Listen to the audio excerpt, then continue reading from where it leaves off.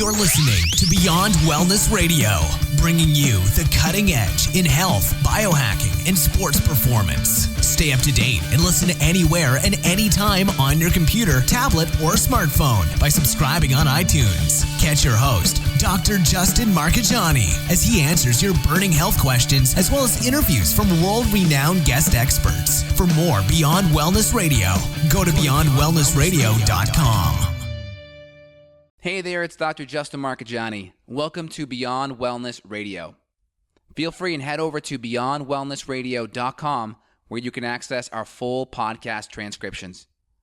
While you're there, you can also sign up for our thyroid and female hormone video series. This series goes into the root cause of why your hormones are out of balance. While you're there, you can also schedule a functional medicine consult with Dr. Justin, myself, where we'll dig deeper into the root cause of your health challenges. Feel free and think of sharing this podcast with at least one person. This podcast grows by people sharing it.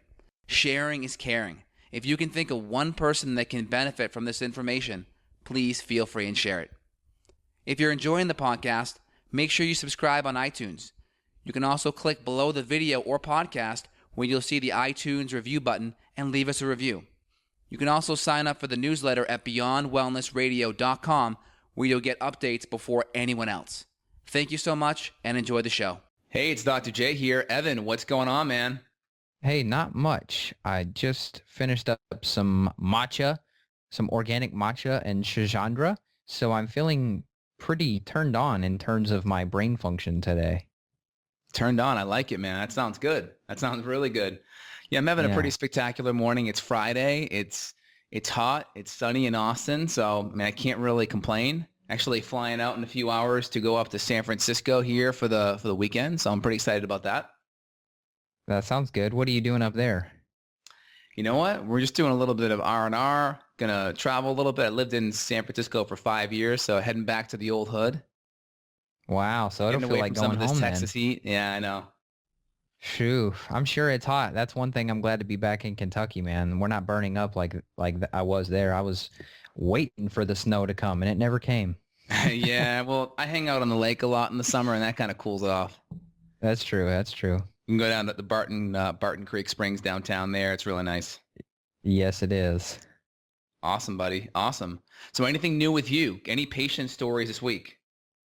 Yeah, actually, I just posted a testimonial on my YouTube page or my website if people wanted to see it. It was a patient that I saw inside of the chiropractor's office, one of my very, very few in-person patients that I see these days because I'm like you, a lot of people are not in the local area that need help. So anyway, she basically eliminated her sugar cravings. I guess I would say I eliminated them. Maybe she just felt the effects within 2 to 3 days of her supplement protocol. So when I did the initial symptom gathering process on her, I saw that she had some blood sugar issues going on, which surprise, most people do. Right, and exactly. So I recommended some supplements that were going to support some blood sugar, some aqueous chromium and a couple different other biotics products that have some good blood sugar support nutrients in there. And her testimonial was verbatim to this. I usually have trouble going through the candy aisle, but I went into the grocery and I felt like going straight to the vegetable section. I was like, wow, that's pretty cool. So awesome. She said her stress is already better. She had a lot going on with her husband. He's got some pretty bad health issues, and so that stress bucket is full, but she's already feeling a little bit calmer, which is then in turn reducing her amount of emotional and stress eating that she identified with on the questionnaire. She was one of those people that she feels stressed out, she'll go and eat a candy bar, and now she's able to work through those times. Oh, that's awesome. What about man. you? It's a great story. Well, I've actually had a couple patients in the last week where they've had some severe autoimmune conditions. This one patient I saw has an autoimmune condition named hidradenitis suppurativa. So this is a really interesting autoimmune condition that attacks the skin and creates these major boils or welts, almost to the point where they have to be, surgically removed because they become so massive. This patient had some surgeries scheduled to actually get some of these hidradenitis suppurativas removed. And we talked and we just did a little bit of dietary work and a little bit of adrenal work off the bat. And within 1 month, when she got ready to see the general surgeon to have the lesions looked at, they were gone. And the surgeon was like, "What did you do? What happened?" The surgeon was flabbergasted. And this just really comes down to a lot of the chronic conditions that medicine is seeing are autoimmune. And medicine is not addressing the underlying issues of autoimmunity, which is stress, which is a leaky gut, which is a lot of food-induced stuff. And there's a lot of infections and underlying issues on top of that. Now, with this patient, we didn't even have a chance to dive deep enough into the real deeper functional medicine issues, but just an autoimmune diet made a massive difference. And this is just so cool because, conventional medicine doesn't really have a solution for this, but in the functional medicine world where we live, there's so many things we can do. That's awesome. That's a great story. Yeah, I've actually had a podcast on that topic. I can't remember the name of the book now, but there's an author that wrote a book about that, and she struggled a ton with it. And it's crazy because it's a very under-recognized condition. Some people at first think they have eczema and these other kind of generic skin issues, and then they really have an autoimmune skin issue, which sounds terrifying. Oh, yeah. And the cool thing about our podcast, I'm really loving our dynamic. We're getting a lot of great feedback on your show, on my show. And I think the podcast that we're producing is just different than most because we're having a lot of clinical feedback and we're really helping people walk away with a lot of action items. I don't want people just to walk away feeling like they just got some brain candy and it's like, they got some stuff for Jeopardy, right? I want them to feel like they got some brain candy, but they also got like an action item that they can walk away with and make their life better performance-wise, whether it's a biohacking thing or a clinical pearl, just something they can walk away with. They can be like, yeah, I'm gonna be better after listening to this podcast, healthier in some way. Right. Yeah, I mean, I'm coming up on 150 episodes of my podcast, and I've really felt for a while that I'm helping people, but in a certain way, some of these episodes that I've put up, and I've even not put up episodes since with some people because I feel like it was just blabber and too much about them and not enough about action and things like that. And so I'm really trying to shift the show. So hopefully people are enjoying that on my end as well. And I've gotten some feedback that verifies it and the downloads are, higher than ever. So apparently something's working. Yeah, and anyone listening to this and feeling like, you know what, maybe they're at a crossroads of their health where they're not quite sure what to do, reach out to Evan or reach out to me, and we can kind of put together an action plan of what the next steps we can move forward on to get to the underlying cause of your health issues versus just covering up symptoms, which is really the only option in the conventional medical model.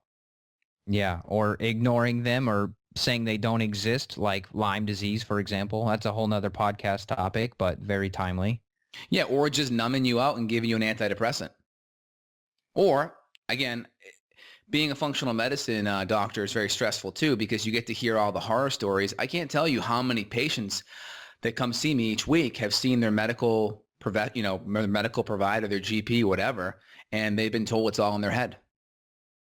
I can't, 4 or 5 times a week, it makes me want to pull my hair out because I see people suffering and we see them come back on tests where they have functional issues and their conventional doctor's just like, it's all in your head. And they look at them like they're making it up. And I'm like, oh my God, there's a physiological and biochemical explanation.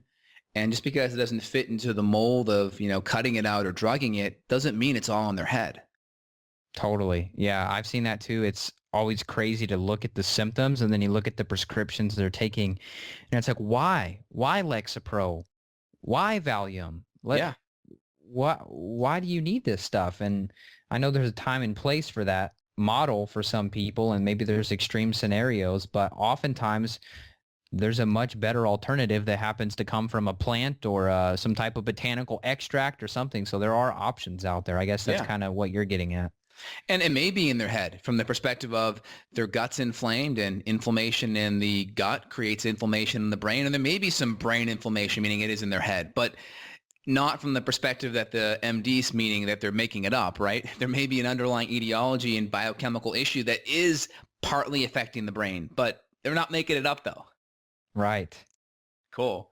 Well, let's dig in. We chatted a little bit about amino acids and brain chemistry and mood. I wanted to dive in deep to that because conventional medicine for the most part, it's antidepressants, it's antipsychotics, it's benzodiazepines like Xanax and such. It's Wellbutrin, right? SSRIs, things that modulate norepinephrine or dopamine, or the reuptake of serotonin, or increase GABA receptor site sensitivity. All these drugs, they do nothing but change the location of a lot of these brain chemicals, which I might add all come from protein. So this is powerful, right?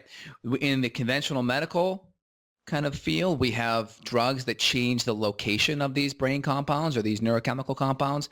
And in functional medicine world, from just a supplement standpoint, when we give specific amino acids to alter brain chemistry, we're trying to change the amount of these brain chemicals by altering building blocks versus conventional medicines just changing the location. And this is a fascinating kind of comparison. You want to break it down a little more? Oh, yeah.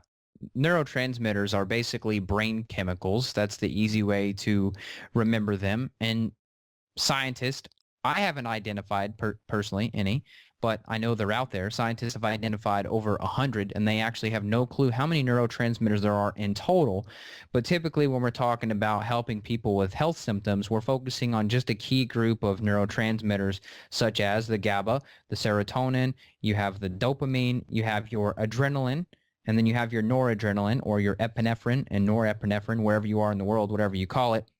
And these basically, to me, they run the show. Hormones are equally, if not more important, but to me, neurotransmitters are huge. And I just wrote an entire book. It's not out with the publisher yet, but I just wrote an entire book on neurotransmitters, basically talking about the way that different herbs and supplements interact with this brain chemistry and how you can tweak it towards your benefit, whether you're somebody listening that just wants some more cognitive enhancement, some, brain power, some focus ability, or if you're somebody who can't go out of your house or go to the grocery store without having a panic attack. There's a wide spectrum of people that are struggling that can get help once they first measure with some lab testing and then accurately treat or align or balance those underlying brain chemical deficiencies or imbalances. Absolutely. So the first thing we have to look at is that all of our brain chemicals, for the most part, are made from protein. And protein is like the pearl necklace, and the individual pearls are like the amino acids. So amino acids, especially L-tyrosine, which gets converted into dopamine, L-tryptophan and 5-HTP, which get converted into serotonin. So these are like our master neurochemicals, and they all come from protein. So first step is making sure the diet is protein rich, good quality, natural organic sources of protein. That's number one. Number two, are we digesting these proteins, right? Do we have enough hydrochloric acid and enzyme secretions to be able to break it down? And then number three, if we aren't able to break it down, what are the underlying infections, dysbiosis, SIBO, parasites, H. pylori, etc., that are creating this malabsorption? So we kind of look at the front end. How's the supply chain coming in? Are we putting enough good amino acids and proteins in our mouth? Are we breaking them down? Is there an infection in the gut that's affecting that breakdown? Once we know that front end chain's okay, the next is, well, where are our protein levels at in our brain? Where are our amino acid levels at in our brain? And we can use symptom surveys that look at dopamine or serotonin symptoms. And we can also look at organic acid tests, which I think are really cool. They can give us a indirect indicator of the metabolites of dopamine, which is like vanilmandelate or homovanillate, or we can look at serotonin, which a good metabolite is 5-hydroxyindoloacetate. So we can look at these from a empirical perspective, symptoms, but also from a lab perspective. I like to do both. For Yeah. me, it's really fun to look at the symptoms and see how accurate some of those symptom questionnaires can be. I really enjoy Julia Ross's symptom questionnaire, I guess we'll call it. It's amazing. I'll sometimes laugh at some of the symptoms I'm going through, and I'll tell Hannah, my wife, instead of saying like I'm feeling blue or low, I'll just say, oh God, I'm low on serotonin today. Yeah, exactly. And again, conventional medicine, right? Let's kind of break it down. I alluded to it briefly. So I'm going to do a little demo here. You being able to see me on video, it'll make more sense to you. I'm going to try to describe what I'm doing. So I'm putting my two knuckles together like this. So you can see here, I have one fist on the left side connecting with the other fist on the right side. And I'm going to leave a little gap between the fist. So my left arm here, this is my presynaptic neuron. The little gap between my left fist and my right fist is my synapse or the synaptic cleft. And then my right fist here is my postsynaptic neuron. So again, the action potential and the neuro conductivity is happening from this left arm over this little synaptic cleft into the right arm, which is my postsynaptic neuron. So I know Big Talk will try to put some demos or pictures in the transcription. So head over to beyondwellnessradio.com for that. So you're going to see all of the serotonin and dopamine precursors are all up here in this presynaptic neuron. It gets released out into this synaptic cleft. And that serotonin and dopamine hangs out, and it kind of helps bridge that gap of that action potential from that presynaptic neuron to that postsynaptic neuron. Now, most drugs, they prevent the reuptake. So the whole idea is these neurochemicals sit in this synaptic cleft, and they get pulled back up into that presynaptic neuron and get recycled. And what these drugs do is they prevent the reuptake of these neurochemicals, so they accumulate and they sit longer in between that synapse where they can have a physiological effect. Now, the only problem with that is it works, but in the short run it works, but in the long run it doesn't work, because all these meds are doing, they're just changing the location of where these compounds live. So instead of being up in that presynaptic neuron, they're now in that synaptic cleft. Now, the problem is these neurochemicals get recycled and broken down faster the more they're in that synaptic cleft. So the longer you're on these medications, you actually create more deficiencies with these brain compounds because they're being recycled faster. And that's why anyone that's on one of these medications, they're going to have the experience of having their dosage, their medication either change to a stronger one or having an increase in the dosage. So the whole idea of being able to come off, unless that underlying cause is fixed, typically those symptoms get worse when you come off these meds. So that's why the amino acids are so different, because we're coming in and actually changing the supply, not just the location. Incredible. Yeah. And that explains why, I've had some people that have had prescriptions for benzo. I always just call them benzos for short. Yep. But the Xanax or Valium, that are mostly acting on the GABA receptors. If I'm not mistaken, since those are GABA antagonists, that would be downregulating your actual production of GABA. So when they try to come off, they have less GABA than they had before they even started the Xanax. And now their panic attacks and their anxiety is triple or quadruple what it was before they even started the medicine. Absolutely. Plus the underlying physiological, the underlying biochemical reasons of why they were having anxiety to begin with is just totally ignored. Whether it's excessive stimulation by the adrenals because they're making too much catecholamines or adrenaline, or because their gut's on fire and they're burning through their neurochemicals, those underlying reasons are ignored. So the problem only gets worse and worse over time, and then they're reliant upon this constant stream of medications just to control the symptoms so they can function. Yeah, if I go back to the lady that I was discussing at the beginning of the podcast, she was having a lot of blood sugar issues. To me, there's a piece of the adrenals that are going haywire because the piece of the blood sugar is going haywire. She's in her mid-50s right now, so she's been dealing with this stuff for a long time, and she's gone to the mainstream doctor before and said, hey, I'm completely overwhelmed with my husband. I'm trying to take care of him. I'm very sick, et cetera, et cetera. And the only thing they had to offer her was A, either an antidepressant, or B, an anti-anxiety medicine to handle the stress. And she said flat out, and they can see it on the video, she said, I don't want the drugs. And she wouldn't have gotten better because the blood sugar is the issue, or her stress bucket is too full and she doesn't have enough stress bucket. So that's kind of where I'm trying to help fix her, as opposed to leading her astray. I mean, it's really scary, to be honest with you, how quickly some of this stuff could get derailed. I've talked to you about my blood sugar stuff being low in the middle of the day, and you're like, dude, Evan, go eat, man. Like, what are you doing? Because if I went to the doctor for some reason and said, hey, I'm feeling low and fatigued and maybe a little bit anxious in the middle of the day, they're not going to ask, are you skipping meals and your blood sugar's low? They're going to say, well, hey, let's get you on something. Exactly. And that's the difference between conventional medicine and functional medicine. So the first pillar is going to be blood sugar, right? Because blood sugar is going to it's going to stimulate your adrenals to make more adrenaline and more cortisol to help bring that blood sugar back up and stabilize it, which can cause the jitters. Anyone, gets that feeling where they get the little spidey senses going, where they get that little tingling, that little butterflies because of stress. Well, one of the biggest hormonal stressors is blood sugar imbalances. That's number one. Number two, most people have chronic stress that has now affected their gut, and they have malabsorption, they have infections, they have inflammation in their gut, and inflammation in the gut creates inflammation in the brain. All right? Now, it's important, right? A lot of like people talk about serotonin in your gut. Well, serotonin can't cross the blood-brain barrier. Can't. Same with dopamine. But the precursors, the substrates to serotonin and dopamine can, meaning the 5-HTP can cross that blood-brain barrier. The L-tyrosine can cross the blood-brain. So these are important things because when we have malabsorption and gut issues and stress, we can therapeutically use these amino acids at specific doses together. We don't want to use them single, at least not longer than 2 or 3 months. And we can therapeutically boost up brain chemicals. And it's important. You never want to take these without B6 as well, because B6 is an important carrier. It's an escort that helps these things cross the blood-brain barrier and convert into their end-stage neurochemicals.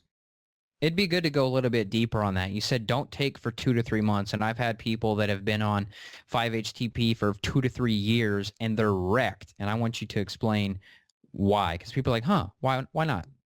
Well, 5-HTP is fine to take for a few months. The problem with it is that if you take it, you want to take it with L-tyrosine together long-term and sulfur amino acids. The reason why is because the amino acid decarboxylase enzyme gets upregulated when you're taking dopamine precursors and or 5-HTP precursors. So if you got more building blocks coming in on the 5-HTP side and you have less on the L-tyrosine side, well, guess what? You're going to create a deficiency in L-tyrosine because those enzymes are all revved up. And therefore a deficiency in dopamine.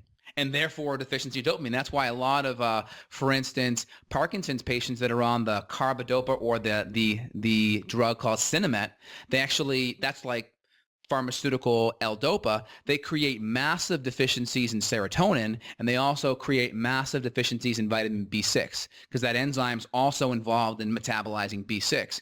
So you can create deficiencies with other nutrients and other neurochemicals that are needed to be there. So it's important. It's not just the amino acids, but you want a lot of the precursors and the building blocks. When I'm working with patients, anytime we're doing amino acid therapy for the brain long term, we got to have B6. We got to have a broad spectrum multivitamin that's going to have some calcium and vitamin C and other B vitamins that are important. We got to have at least some level of 5-HTP with the L-tyrosine. Some of my Parkinson patients, they just need 50 to 150 milligrams of 5-HTP, and they may be up in the gram level, 6, 7, 8 grams of L-tyrosine, but they need at least a little bit of that to prevent a lot of the low serotonin-like symptoms because we're pushing that enzyme, that amino acid decarboxylase enzyme, really high. The balancing act. Yeah.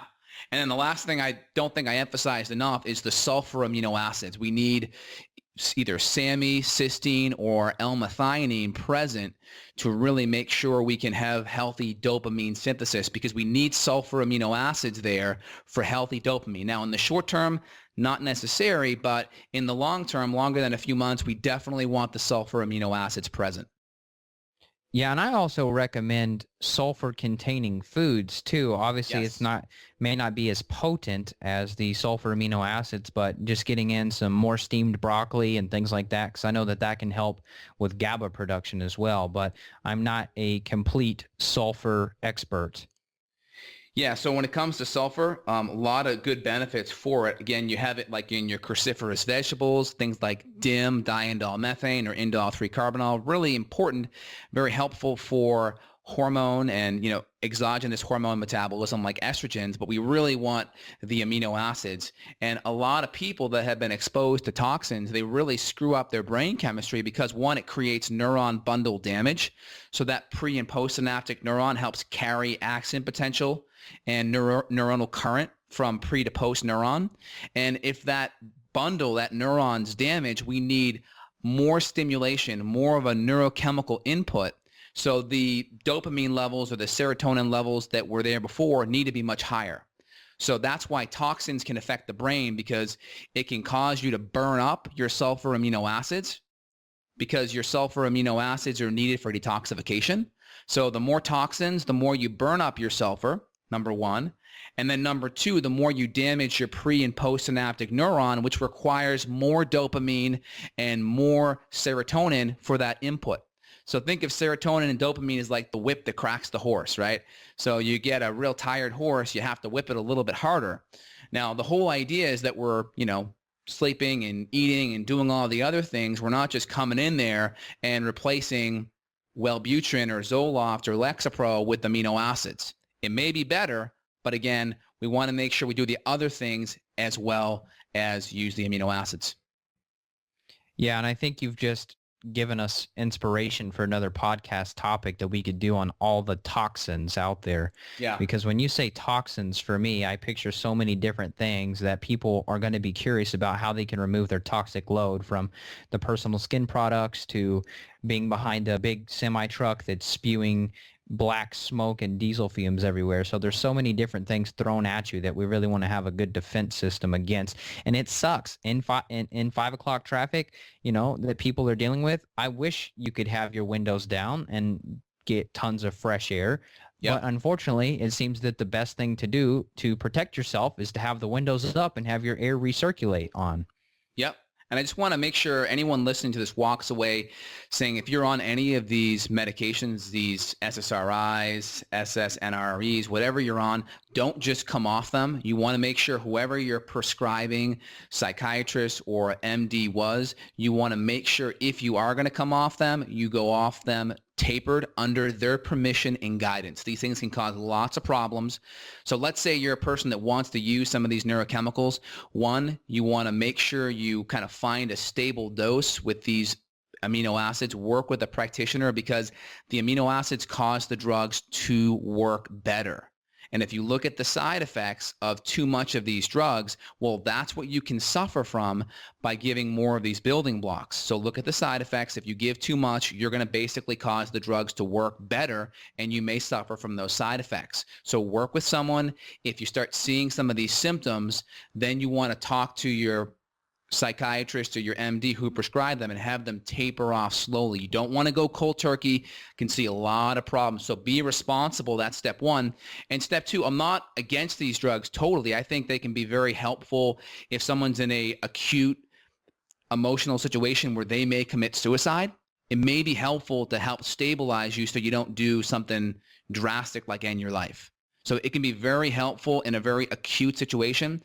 But outside of that, these aren't the best things to be on long term, because they don't fix any of the issues, and they cause a constant reliance on these meds even more and create more symptoms and more side effects. Just look at all of the side effects of these medications. Go to rxlist.com, punch in these meds, look at the side effects. They're quite plentiful, and the natural alternatives are so much safer, but we don't want to just jump to them without the guidance of our conventional prescribing doctor tapering us off, though. Yeah, I'm glad you made the disclaimer there, because I feel so excited by this information that if I were on something, I'd be like, oh my God, I'm switching today. I'm switching over to straight GABA instead of Xanax. Exactly. You know what I mean? Exactly. So I think the take home is eat protein. If you're a vegetarian, if you're someone that's not eating much protein, eat protein first. If you're having any digestive symptoms, make sure you're digesting your food second. If you're taking HCl or enzymes and it's still not fixing the issue, well, you need to dig deeper, because there's probably an infection. That's where they'd reach out to someone like myself or you or Dr. Kalish that works with people that have these issues, that addresses the gut, addresses the diet, and then can dig deeper into the brain and customize the amino acids, do the testing that gets to the root issue. Yeah, to me, neurotransmitters are one of the most fascinating aspects of everything I do. When I have people that want to focus on the brain side of things, improving focus, attention, things like that, I just geek out. I love helping people with the digestive issue side of things and the more GI type issues, because those are so common. But the brain people, the biohacker crowd, it's fun. Absolutely. So I think everyone's kind of walks away with some good action items. If they can just get to sleep before 11, sleep 8 hours, eat more protein, and make sure their digestion's working good. And then from there, if anything else is still present, that's where they can reach out to dig a little bit deeper, because this can be a little confusing, but the foundation stuff are always the same. Yeah, and I would add to your takeaway list, getting outside, getting some walks in nature whenever possible. If we're able to reduce the speed that you're going to be burning through your neurotransmitters, GABA, the brakes of the brain in a way, if we can reduce the speed that we're going to burn through those reserves, that's a good thing to do. So if instead of you driving in the fast lane today while you're listening to this podcast because you're so pumped up, maybe take the middle lane or maybe even take the slow lane and do the speed limit or closer to the speed limit, and allow the people that are doing 20, 30 miles per hour over the speed limit, let them go, because they're burning themselves out, and you can slowly enjoy your highway drive. Yeah, I think the emotional stuff is important. The meditation, walk in nature, gratitude, all of these things are going to help the emotional side of the fence, which help the neurochemical and the adrenal side, because you're not burning through your dopamine to make adrenaline, right? Dopamine gets burnt up to make adrenaline when you're stressed. So if you can take that gas pedal off a little bit, hit the brake a little bit by doing some of the things you mentioned, that will also help big time. Yeah, and a float tank. If you have access to a float tank, go to flotationlocations.com. I'm not affiliated with them. It's just a great website where you can look up float tanks. They're around the world. I had a couple people in, I don't know if it was Ireland. I think it was Ireland, that they have float tanks there now, and they're floating over there. So look it up. It's a great way to relax yourself. It's a great way to meditate. It's a great way to reduce your cortisol. It's a great way to enhance your brain function. You get out of it and everything seems brighter. Maybe another podcast topic for another episode, but there's plenty of information out there on them. Sounds good, Evan. I got to run, man, but it's been a great Friday, and I look forward to talking to you in a few days. Sounds great. Take care. You too. Bye. Got a question for Dr. J? Go to beyondwellnessradio.com and click the questions button. Then tune in to hear the answer. Also, if you like the show, click below to review us on iTunes. For more Beyond Wellness Radio, go to beyondwellnessradio.com.